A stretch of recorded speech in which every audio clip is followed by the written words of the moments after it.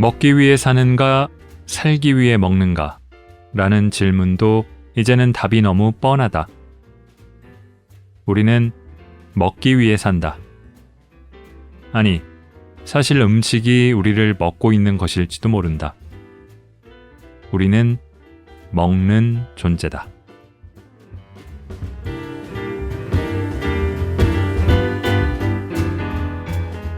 골라듣는 뉴스룸 책 읽는 순간 북적북적입니다. 저는 심영구 기자입니다.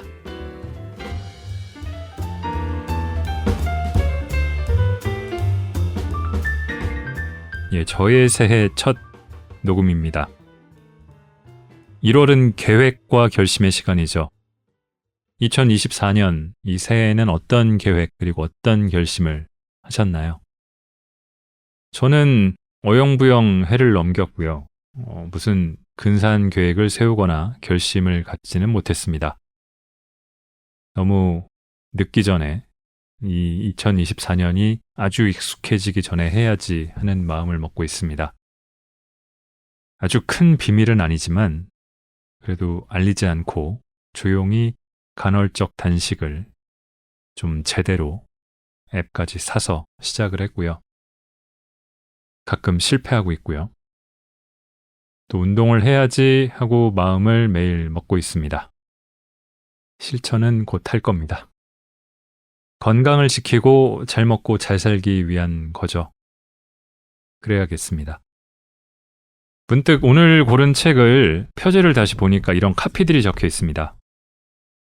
읽는 존재와 먹는 존재가 만날 때. 저 이 카피 아주 근사한 것 같아요. 또 어릴 적 헨젤과 그레텔의 과잣집에 매혹되고 한밤중 하루키의 빵가게 습격을 읽다가 냉장고를 털고 채식주의자 때문에 육식에 대한 죄책감을 느꼈던 당신을 위한 소설 속 음식 이야기. 제가 그렇게 못 읽어서 그런데 헨젤과 그레텔, 빵가게 습격, 채식주의자 다 동화 소설 이름이죠. 이용재 음식평론가가 쓴 맛있는 소설을 가져왔습니다. 이 낭독을 허가해준 출판사 민음사에 감사드립니다. 이 책은 여는 말이 없습니다. 바로 들어가는 직구형 책입니다. 제목엔 소설이라고 되어 있지만 소설은 아니고요. 소설 속 음식 그리고 먹는 존재에 대한 탐구를 담고 있습니다. 쭉 읽어보니까 제가 읽어본 소설이 절반쯤 되고요.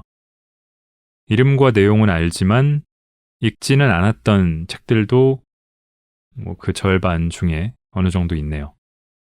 몰랐던 책도 있고요.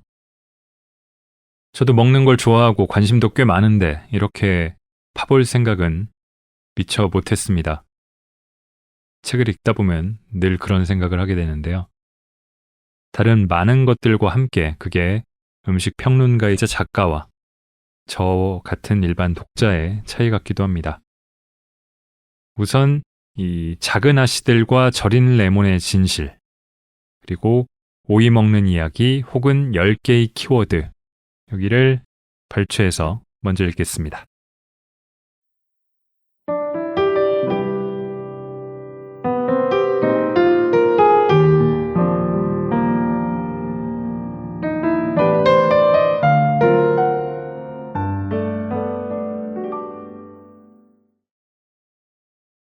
작은 아씨들과 절인 레몬의 진실. 어떤 궁금증은 해결하는 데 아주 긴 세월이 걸린다. 20, 30년이라면 충분히 긴 세월 아닐까? 작은 아씨들의 절인 라임 이야기다. 내 자매의 막내 에이미가 학교에서 몰래 먹다가 꾸지람을 들었던 바로 그 라임. 초등학교 5학년이었던 1986년에 작은 아씨들을 읽으며 처음 접하고 궁금해했던 기억이 아직도 선하다. 당시 책에는 분명히 절인 레몬이라고 돼 있었다. 그때의 내가 레몬을 먹어본 적이 있는지도 확실치 않지만 그래도 어쩐 일인지 매우 짜고 실 것 같다는 사실만은 어렴풋이 알고 있었다.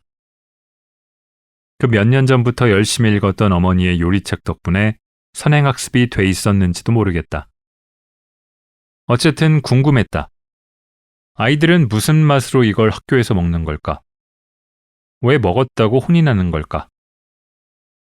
1980년대에 제대로 실체를 접한 적도 없는 레몬이 이미 미국에서는 1860년대에 절임으로 절찬리의 유행이었다는 점도 신기하게 느껴졌다.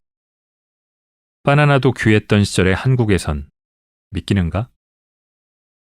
레몬이라니 언감생심이었고 나는 호기심과 강렬한 인상만 품은 채 더 알아볼 생각 없이 그냥 잊었다. 그리고 참으로 오랜 세월이 지나서야 절인 레몬의 실체를 확인할 수 있었다. 이럴 수가. 그것은 심지어 레몬도 아니고 라임이었다.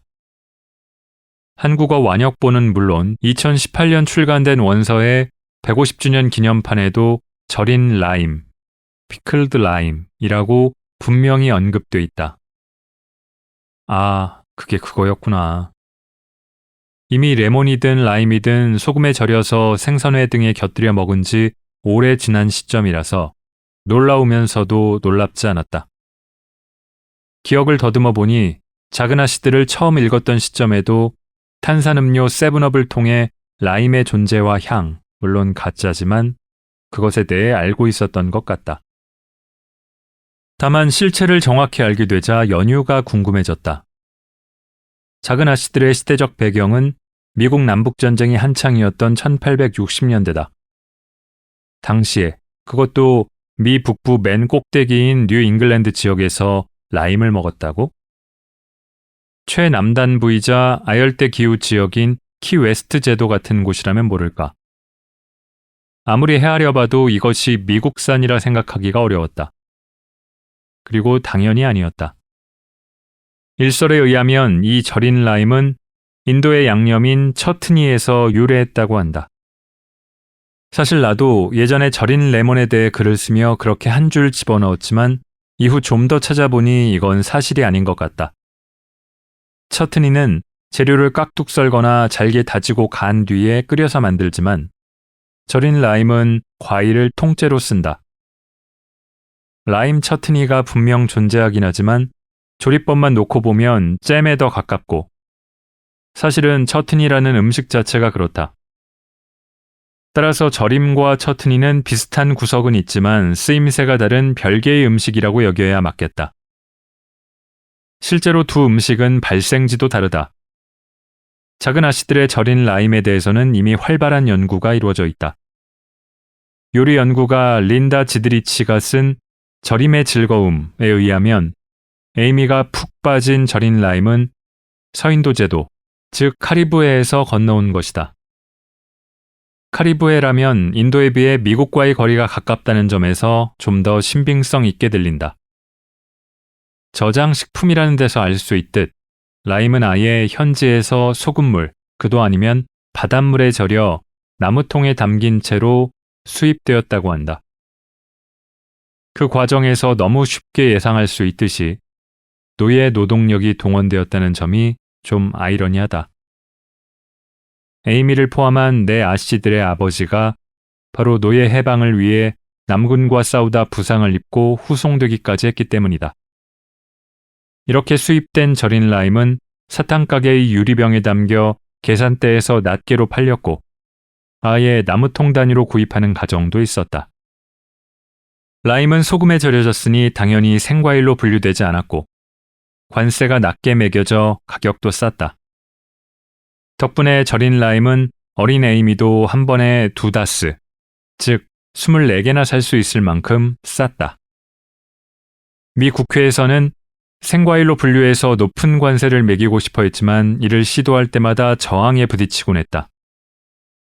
윌리엄 브렉스낙스라는 수입업자는 절인 라임을 아예 이도 저도 아닌 별도의 범주로 분류하자고 청원을 내기도 했다. 미국 전역을 놓고 보면 일부에 지나지 않는 보스턴과 그 일대의 뉴 잉글랜드 지방에서만, 그것도 어린 여자아이들을 중심으로 인기가 많으니 어차피 생라임의 수요엔 영향을 미치지 않을 것이라는 논리였다. 그런 논의가 진행되는 가운데 아무것도 모르는 아이들은 절인 라임을 무지로 씹고 핥아대서 골칫거리였다고 한다. 그래서 에이미의 라임도 발각, 이라고 하기엔 책상 위에 너무 버젓이 올려놓았지만 발각되어 창밖으로 내던져졌고 결국 에이미가 학교를 그만두는 원인이 돼버렸다. 이렇게 오랜 세월이 흐른 후에 절인 레몬의 궁금증을 해결하고 나니 허탈한 한편 가벼운 분노가 솟았다. 왜 라임이 아니고 레몬이라고 번역한 거죠? 일견 이해가 가는 구석도 있다. 레몬조차도 익숙하지 않은 시대였으니 라임은 더더욱 멀게 느껴질 수 있다. 번역자마저 그게 뭔지 잘 몰랐을 가능성도 있다. 아니면 동화 꼬마 검둥이 삼보처럼 중역을 하면서 원전이 일본에서 한번 현지화를 거쳤을 수도 있다. 하지만 레몬과 라임은 엄연히 다르다. 무엇보다 라임은 레몬에 비해 당 함유량이 좀 더 높아서 덜 시고 향도 훨씬 더 화사하고 달콤하다. 그래서 대체로 둘은 호환 가능한 식재료가 아니다. 음식 평론가 입장에서는 당연히 둘 다 너무나도 사랑스러운 시트러스류이자 냉장고 안의 붙박이인데 정말 하나만 골라야 한다면 라임의 손을 들고 싶다. 이는 레몬에 비해 국내 진입이 너무 늦어버린 라임의 기구한 팔자도 고려한 결정이다. 나의 작은 아씨들 시대인 1980년대 이후 레몬은 한식인 해파리 냉채에 쓰일 정도로 확실히 자리를 잡았다. 동네 마트에서도 살 수 있을 정도로 대중화되었다. 하지만 라임은 병충해 우려 탓에 무려 2013년경이 돼서야 생과일로 수입이 가능해졌다. 참으로 오랜 세월 기다린 끝에 레몬의 뒤를 따르게 된 셈이다. 그리고 우리는 그 세월 동안 그냥 레몬이나 생생한 왁과 향은 다 날아가고 없는 라임즙 등으로 만든 모히또나 모스코 뮬 같은 칵테일을 마셔야만 했다. 이런 형편이니 라임으로 맛을 내는 제과 제빵 또한 엄두도 내지 못했고 현실은 아직 크게 다르다고 말하기 어렵다. 가끔 시중에서 키 라임 파이라는 걸 볼 때마다 머리가 복잡해진다. 키 라임은 수입도 안 되는데 무슨 수로 파이를 만드셨어요? 뭐 답은 안다. 그냥 라임을 쓰고 입을 닦는 수로 만들었겠지. 키 라임은 일반적인 페르시안 라임에 비해 크기는 작되 향과 신맛은 더 강해서 엄밀히 말하면 대체 가능한 재료가 아니다. 다만 키 라임이 원체 그리 일반적이지는 않기에 많은 이들이 페르시안 라임으로 만들고 그냥 키 라임 파이라고 부르는 게 현실이라. 작가 해밍웨이가 살았던 걸로 유명한 키 웨스트 제도 같은 데서 자란 라임으로 만든 키 라임 파이는 그곳의 명물이기도 하다. 달고 진한 연유와 계란 노른자, 라임즙과 과일에서 갈아낸 겉껍질을 써서 파이를 만들고 계란 흰자를 거품기로 휘저은 머랭을 듬뿍 올린 뒤 토치로 지져 맛을 내 완성한다. 이렇게 토치로 머랭을 지지면 표면에 물방울이 송글송글 맺히는데 이를 눈물이라 일컫는다.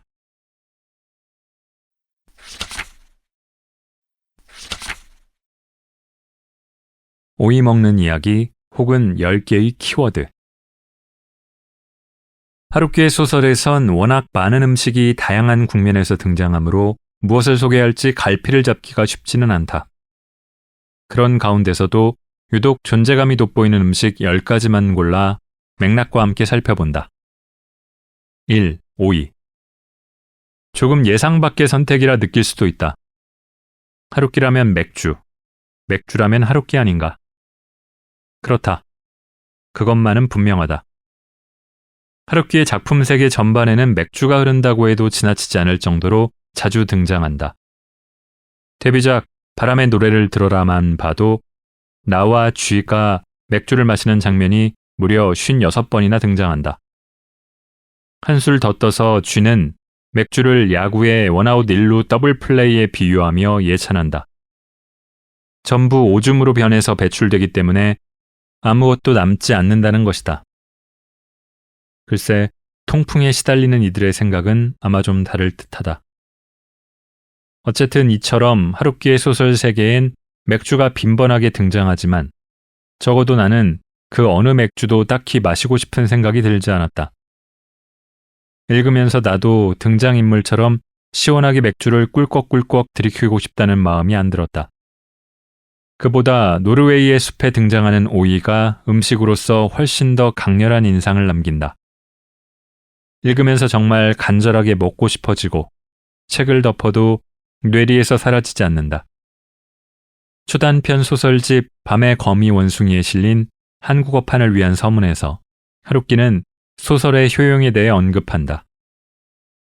노르웨이의 숲을 읽은 일본인 여성이 새벽 4시에 기필코 기숙사에 사는 남자친구를 찾아가서는 벽을 타고 올라가 그의 품에 안겼다는 내용이다.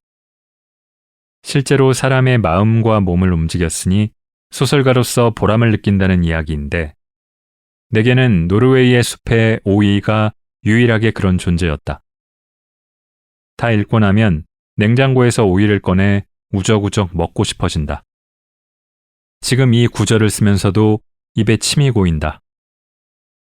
하루키의 작품 세계 속에서 먹고 싶은 욕구가 가장 강하게 드는 식재료 혹은 음식이다. 노르웨이의 숲은 회고 형식으로 벌어지는 성장 소설이다. 1982년 보잉 747기 한 대가 함부르크 국제공항에 착륙한다.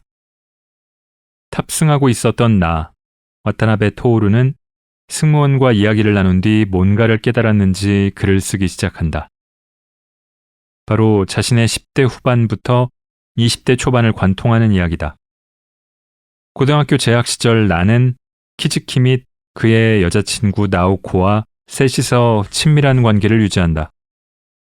하지만 17에 키즈키가 자살하고 난 뒤 상실감에 시달리게 된다. 그리고 세월이 흘러 대학에 들어가 나오코와 왕래를 시작하고 결국에는 그의 20살 생일에 섹스를 하게 된다. 이후 나오코는 사라진 뒤에 외딴 곳에 요양시설에 있다는 소식을 남긴다. 그리고 한편으로 나에게는 미도리가 있다. 대학에서 우연히 안면을 트게 된 미도리는 피가 통하는 생기 넘치는 여자 미도리라는 소설 속 문구에서 느낄 수 있듯 나오코와 상반된 인물이다. 처음에는 서점을 운영하던 아버지가 갑자기 우루과이로 가버렸다고 나에게 말하지만 사실 아버지는 암 투병 중인 처지였다. 그런 아버지에게 문병을 갖다가 나는 오이를 발견하고 아픈 이에게 먹인다. 정말 신락 같은 생의 에너지만 남아있던 미도리의 아버지는 내가 내미는 오이를 잘 받아먹고는 얼마 지나지 않아 세상을 떠난다. 왜 이 오이는 이다지도 강렬한 인상을 남기는가? 곰곰이 생각해 보았는데 맥락 덕분인 것 같다. 정말 앞날을 내다볼 수 없을 만큼 아픈 이와 수분을 한껏 머금은 아삭한 오이가 빚어내는 생기의 대조가 극적으로 느껴진다. 한쪽은 시들어가는 생명, 다른 한쪽은 물이 오른 생명이다. 그래서 후자를 전자에게 먹이면 병이 단숨에 나아 벌떡 일어날 것 같다는 기이한 희망마저 품게 만든다. 게다가 오이를 먹는 방식 또한 남다르다. 오이라는 채소는 그냥 먹으면 밍밍하고 풋내가 날 수도 있는데 이를 김에 싸서 간장을 찍어 먹인다. 이래저래 간도 맞추고 감칠맛도 높여주고 또 다른 질감의 대조를 이룬다. 최소한의 재료로 최선의 맛을 낼 수 있는 절묘한 조합이고 실제로 일본식 마키에서 쓰이기도 한다. 하루키와 음식 세계의 팬들에게는 사소해 보일 수도 있지만 나는 이 오이가 조금 과장을 보태 하루키가 음식과 요리에 통달했다는 방증이라 여긴다. 너무 일상적이어서 하찮게 보일 법한 식재료를 최소한의 손길로 음식으로 승화한다는 것은 일상에서든 소설에서든 쉬운 일이 아니다.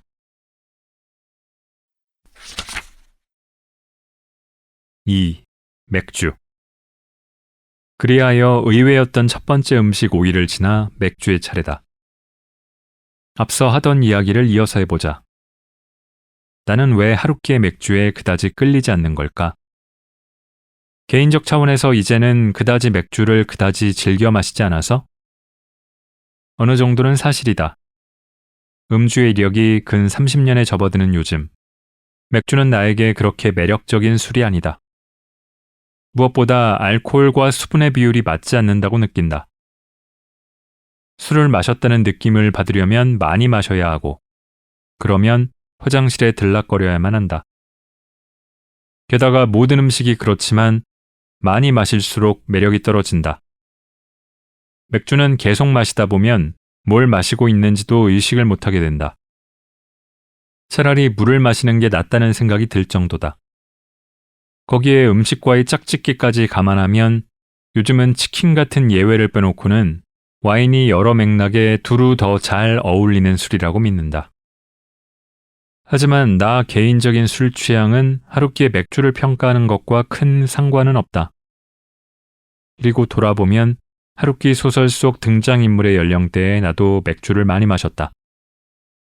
아무래도 가격을 포함 접근성이 좋은 술이기 때문이다.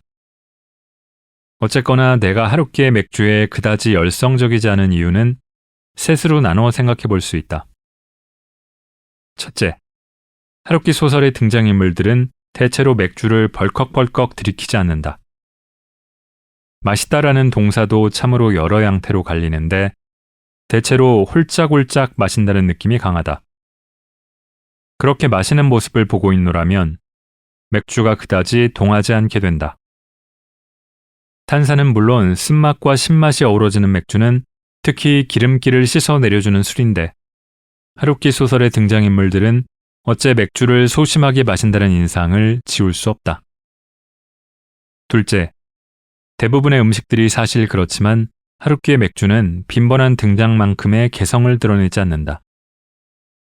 과연 하루키는 등장인물들에게 어떤 맥주를 주는가? 그 자신은 어떤 맥주를 좋아하는가?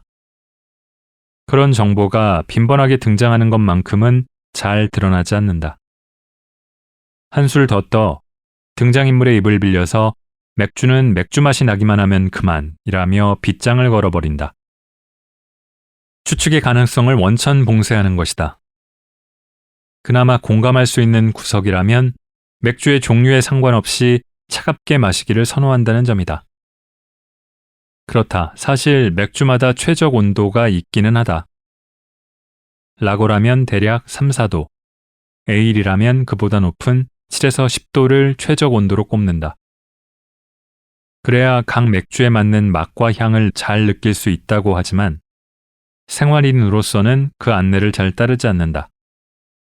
그저 정수리가 찡해질 정도로 차가운 맥주가 최고다.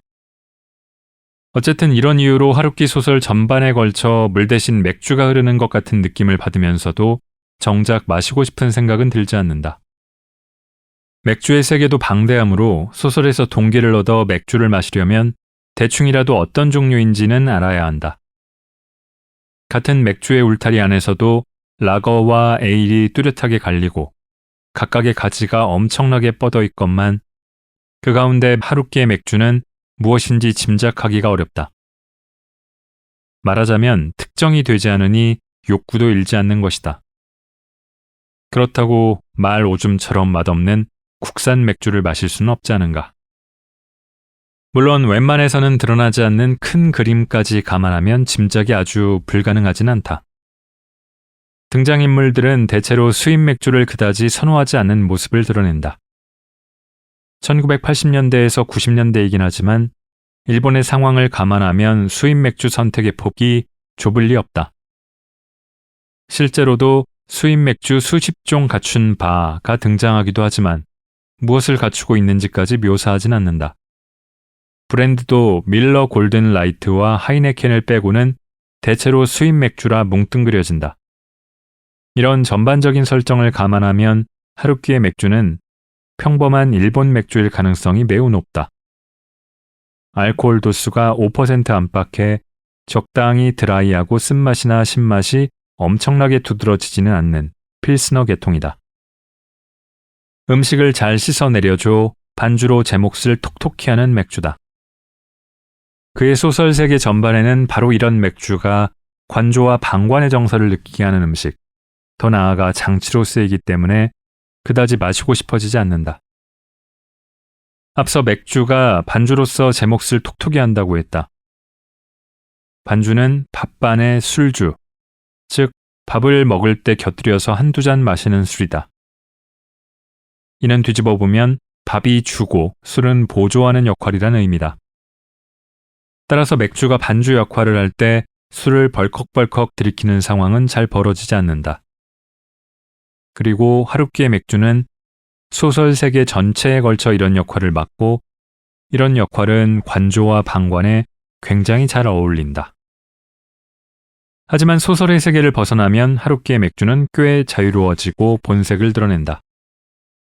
반주로 홀짝이는 정도를 지나 벌컥벌컥 들이키며 갈증 해소를 위한 도구로 제대로 쓰여서 되려 마시고 싶어진다. 특히 그가 42km의 마라톤 풀코스를 완주한 다음 들이켜는 맥주 이야기를 듣고 있노라면 오랫동안 잊고 있었던 맥주를 향한 욕구가 고개를 드는 걸 느낄 수 있다. 그런데 왜 이런 맥주가 정작 그의 소설 속에서는 소극적으로 등장하는 걸까?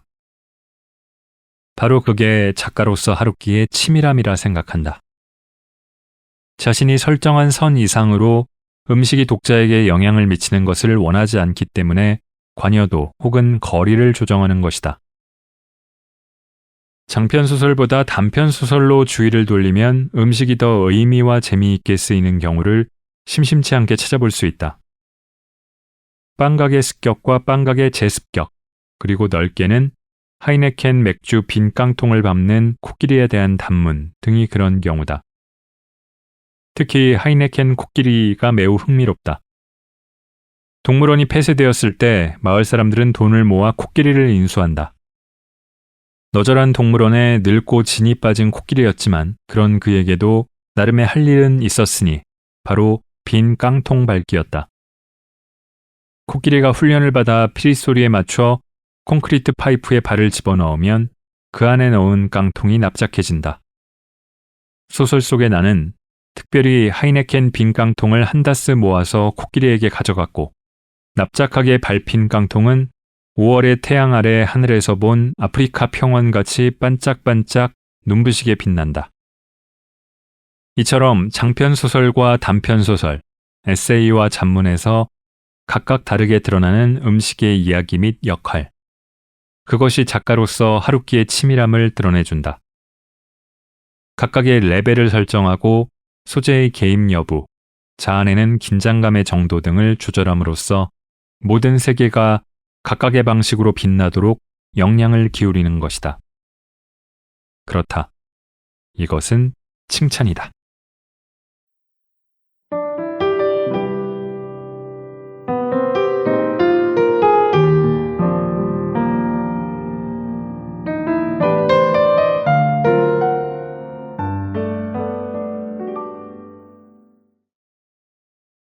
저도 작은 아씨들 읽었고 에이미가 학교를 가지 않게 되는 에피소드도 읽었던 기억이 나는데 정작 저런 궁금증은 갖지 않고 지나갔던 것 같네요.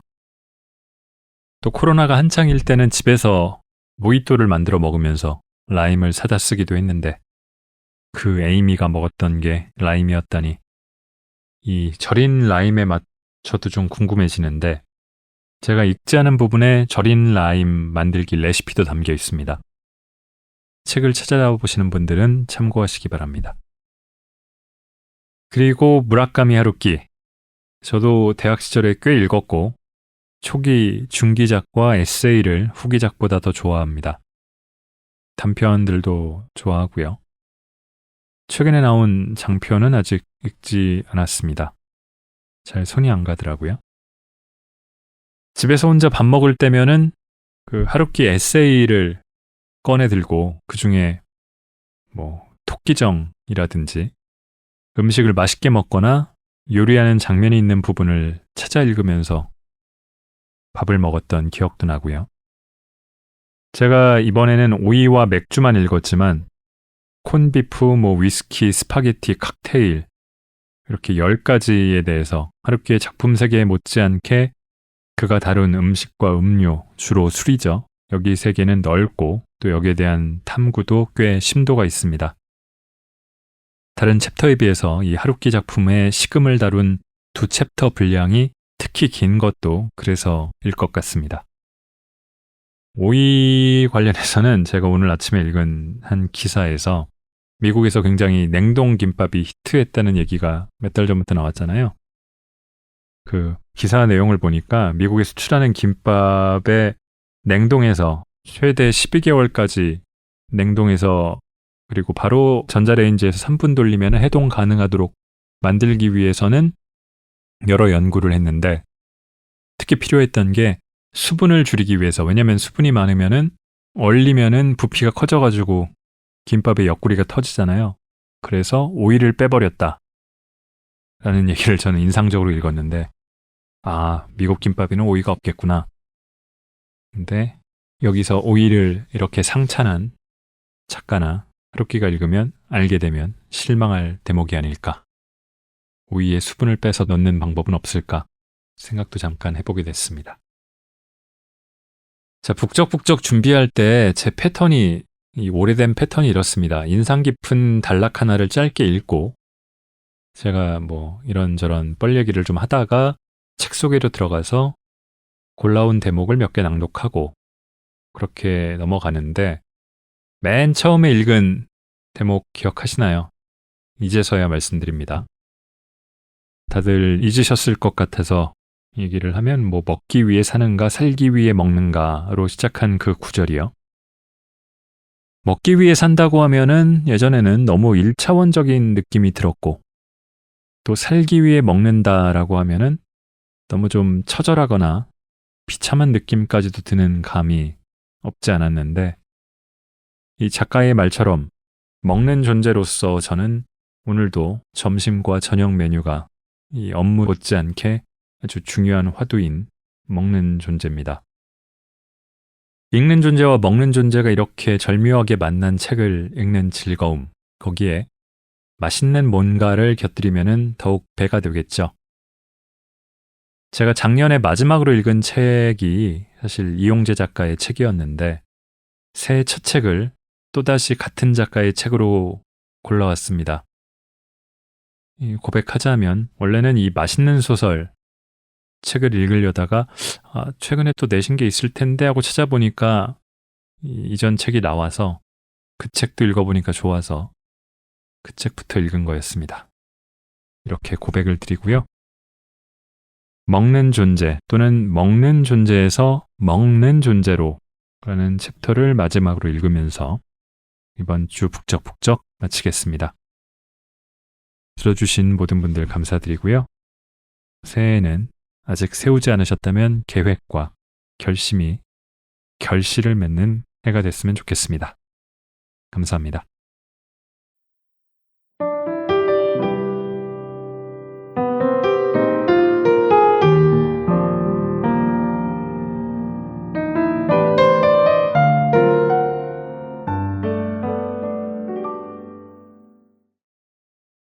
우리는 왜 먹는가? 먹는 존재의 주인공 유양이 다소 과격한 모범 답안을 제시한다. 하여간 배고픔이란 질 낮은 양아치 새끼 같은 거야. 웬만한 악질도 하루 3회 이상 수금하지 않는데 이 새끼는 아주 거침이 없고 무엇보다 평생을 따라다니니. 그렇다. 우리는 무엇보다 배가 고프기 때문에 먹는다. 배가 고프면 몸을 움직일 기운이 떨어지고 곧 기분도 침체된다. 저조한 기분을 떨치지 못해 어려움을 겪다가 음식을 먹으면 단박에 해소되는 경험은 누구나 일상적으로 겪지 않나. 배고픔이란 정신과 신체가 연결되는 갈등이며 먹는 행위는 곧 이 갈등을 해소하는 수단이다. 하지만 음식은 단지 배고픔을 해소하기 위해서만 존재하지 않고 우리도 그저 허기를 면하기 위해서만 먹진 않는다. 물론 이런 음식도 엄연히 존재하는데 영국의 철학자 줄리언 바지니는 실제로 이런 음식을 연료라고 규정한다. 연료와 음식을 효율적으로 구성했을 때 우리 삶의 만족도는 한결 더 높아진다. 연료가 필요할 끼니를 인식하고 나에게 맞는 연료를 찾음으로써 유양의 표현을 빌리자면 하루 3회 수금하는 배고픔으로부터 조금이나마 자유로워질 수 있다.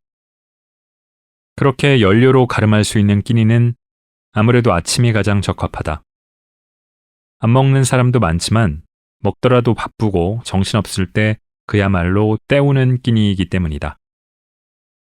이런 아침이야말로 최대한 쉽고 간편하며 계속 먹더라도 물리지 않는 음식이 좋다. 유양과 절친한 친구가 되는 직장 동료 조예리가 출근 10,000원 지하철에서 간신히 입에 넣는 맥스봉 소시지가 좋은 예다. 나라면 삶은 계란 정도를 생각해 보겠지만 연료가 아닌 음식은 정도의 차이는 있겠지만 배고픔의 해소와 더불어 다양한 사회 및 정서적 역할을 수행한다.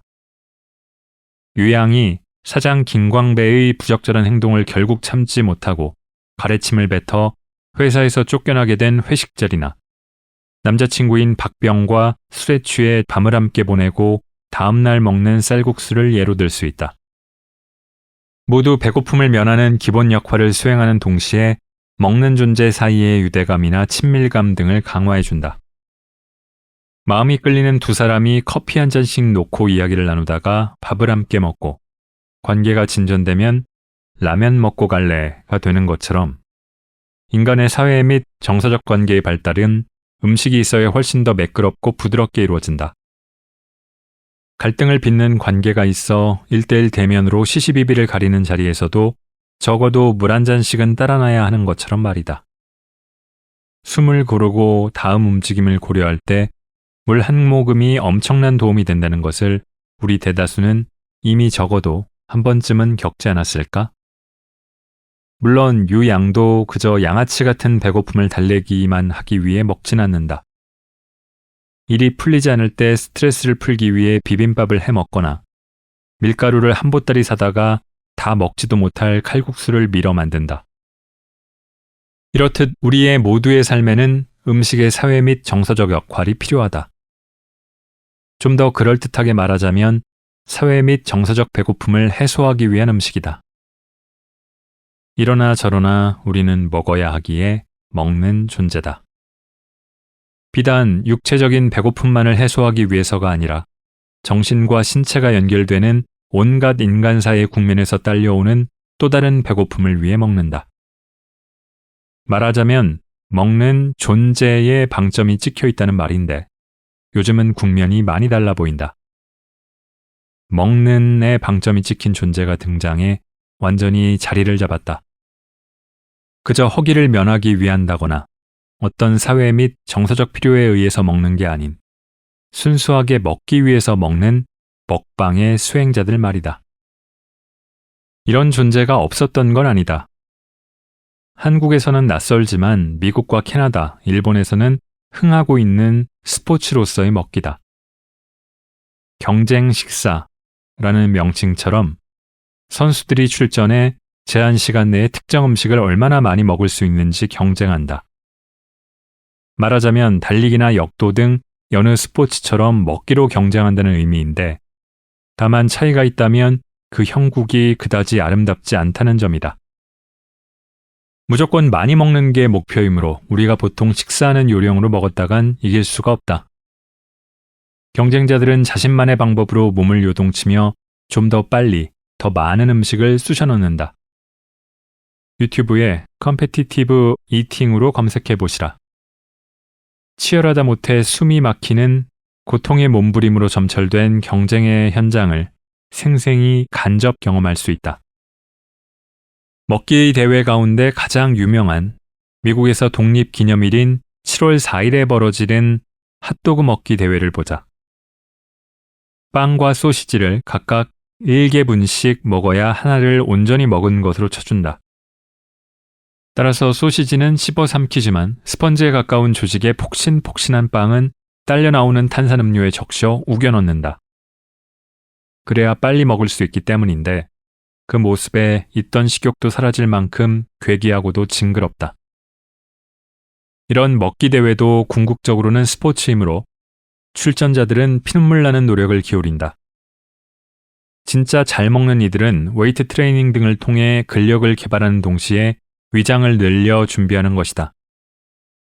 2000년대 중후반에는 이 핫도그 먹기 대회를 통해 일본의 고바야시와 미국의 조이 조스 체스트넛이 상당히 흥미로운 대결 구도를 보여주기도 했다.